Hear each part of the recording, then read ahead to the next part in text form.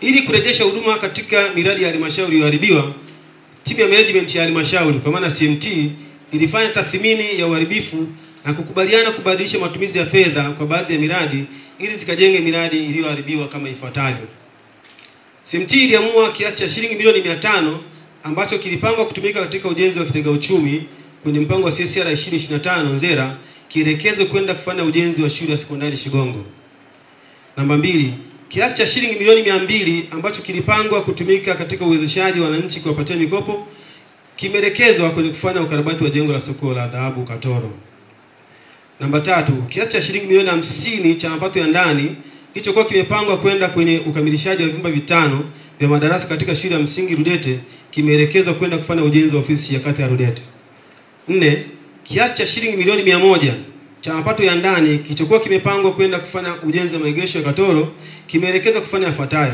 Shilingi milioni 45 itaenda kwenye ukamilisha ofisi ya mtendaji wa Katoro ili ya juu pala haitoshi. Na kiasi cha shilingi milioni 55 unabaki kimeelekezwa kwenda soko la dhahabu Katoro kwa ajili ya ujenzi wa uzio unaoendelea.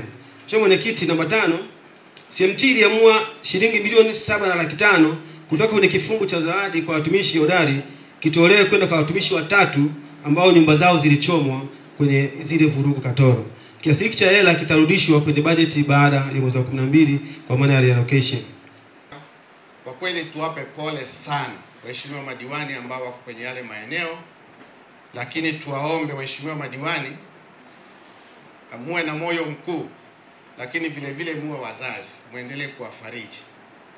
Kienda pale kwenye ile shule iliyoungua, kuna walimu 2 wa kike waliunguliwa wakabaki na nguo tu walizokuwa wamevaa siku ile. Kwa naomba mheshimiwa diwani wa eneo lile anaenda kuanza kwenye watu ambao wakimuona labda wanaweza katoka machozi, lakini kwa sababu ya jitihada na hali ambayo mnayo, basi mimi ni washukuru sana kwa namna ambavyo mlionyesha ushirikiano hata kabla hamjaapishwa.